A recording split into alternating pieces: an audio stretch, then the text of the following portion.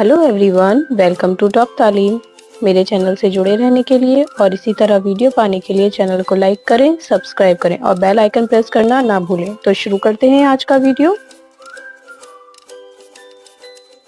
आज हम आपका सबक नंबर 16 नील गगन में तारे पढ़ेंगे।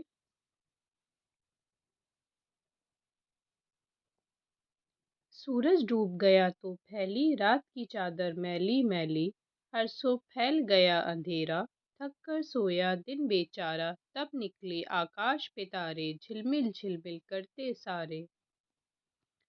अब्र में छुपते और निकलते दीप कभी बुझते और जलते, रात के आंचल में निखरे हैं फूल चमेली के बिखरे हैं, या परियों की शहजादी का या बूढ़ी नानी दादी का।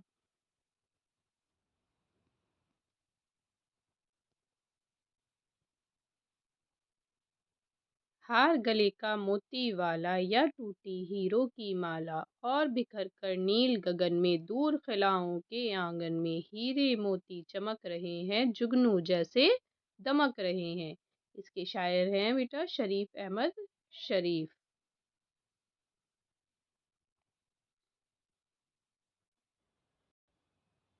सूरज डूब गया तो फैली रात की चादर मैली मैली। तो क्या कह रहे हैं यहाँ पर नज़्म में बेटा? सूरज डूब गया तो यानी कि जब सूरज डूब जाता है तो क्या आ जाती है? रात आ जाती है और पूरी ऐसा लगता है एक चादर की मानिंद पूरी फैल गई है। हर सो फैल गया अंधेरा, थक कर सोया दिन बेचारा। हर सो यानी कि हर तरफ क्या फैल गया है? अंधेरा फैल गया है। क्यों?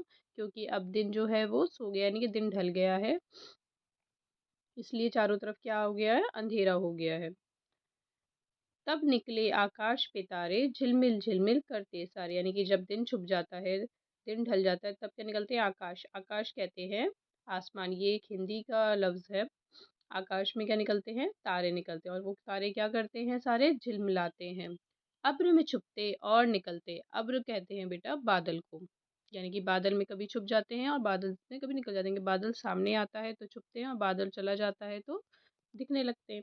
दीप कभी बुझते और जलते, यानी कि अब्र में छुपते हैं और निकलते हैं तो ऐसा लगता है दीप कभी जल रहे हैं और बुझ रहे हैं। दीप यानी कि जो दिए होते हैं ना, टिप करते हैं, तो वो कभी बुझते हुए नजर आते हैं, ऐसा लगता है जलते हुए नजर आते हैं।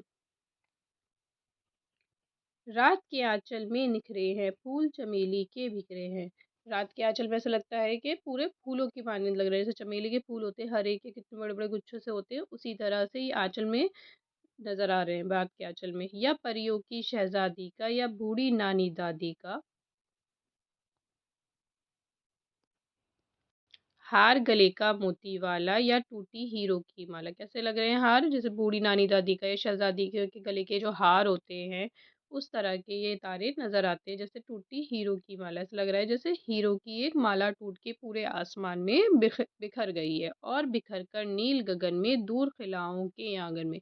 कहाँ बिखरे हैं ये पूरे? नील गगन। गगन भी किसको बोलते हैं? आसमान को। नीले आसमान में पूरे बिखर गए, दूर खिलाओं के आंगन की तरह चमक रहे हैं और जुगनू की मानिंद दमक रहे हैं। जैसे जुगनू होते हैं रात के अंधेरे में जलते नजर आते हैं, उसी तरह से सितारे तारे भी आपके नजर आ रहे हैं। अब इसके अल्फाज माने देखते हैं बेटा।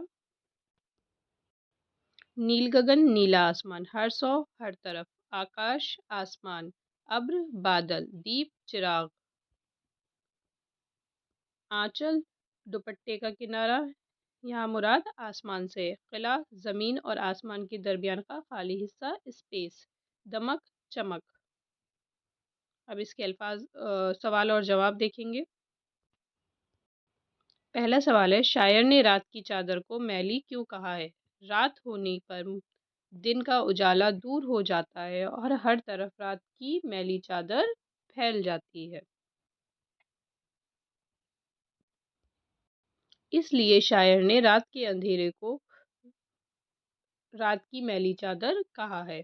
सवाल नंबर 2, तारे निकलने के बाद आसमान का समा कैसा होता है? तारे निकलने के बाद आसमान बहुत हसीन मालूम होता है। रात के वक्त नीले आसमान पर चमकते हुए तारे हीरे मोती और जुगनू की तरह मालूम होते हैं और चिराग की मानिंद जलते और बुझते हुए मालूम होते हैं। ऐसा लगता है कि हीरो की माला टूटकर आसमान में बिखर गई सवाल नंबर 3, बादल में तारों के छिपने और निकलने को शायर ने क्या कहा है? बादल में तारों के छिपने और निकलने को शायर ने जलते और बुझते हुए चिराग कहा है। सवाल नंबर 4, रात का आंचल कैसा कहा गया है? रात का आंचल रात की तारीकी को कहा गया है। यानी किसे कहा गया है? रात की तारीकी को, अंधेरे को कहा गया है।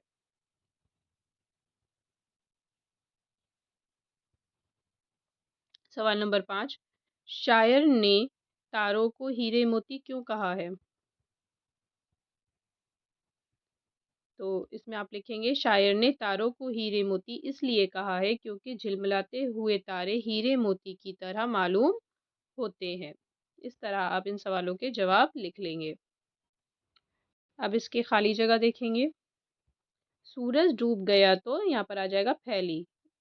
थक कर सोया दिन बेचारा, अब्र में छुपते और निकलते रात के आंचल में निखरे हैं, जुगनू जैसे दमक रहे हैं।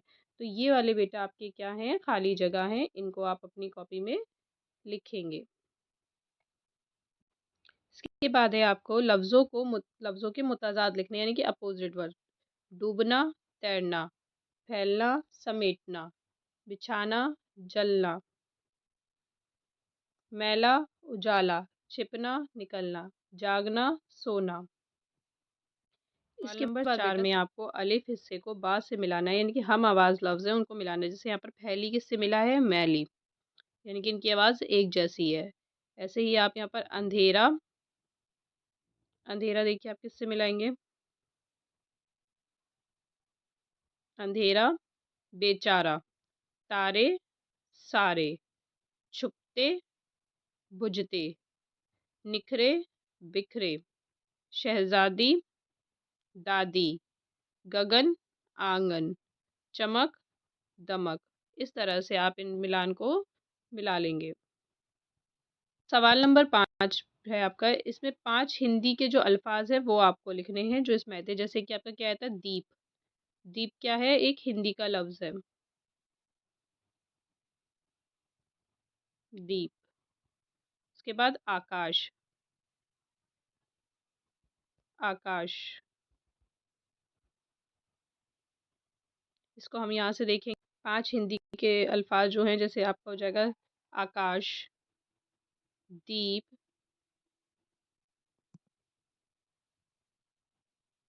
सूरज, गगन। ये सारे आपके क्या है? हिंदी वाले अल्फाज हैं। इसके बाद बेटा आपको सवाल नंबर 7 में हिस्सा अलिफ को हिस्सा बा से मिलाना है, यानी कि मुताबिक शेर मिलाने हैं आपको। सूरज डूब गया तो फैली, ये आ जाएगा रात की चादर मैली मैली, तब निकले आकाश पे तारे, झिलमिल झिलमिल करते सारे, अब्र में छुपते और निकलते, दीप कभी बुझते और जलते। इसके बाद तीसरा है, या परियों की शहजादी का, या बूढ़ी नानी दादी का, हीरे मोती चमक रहे हैं। नहीं, ये वाला बेटा मिस हो गया हमसे। हार गले का मोती वाला, या टूटी हीरो की माला, हीरे मोती चमक रहे हैं, जुगनू जैसे दमक रहे हैं। इस तरह आपको इनको मिला लेंगे। आपको मेरे वीडियो से हेल्प मिली हो और मेरी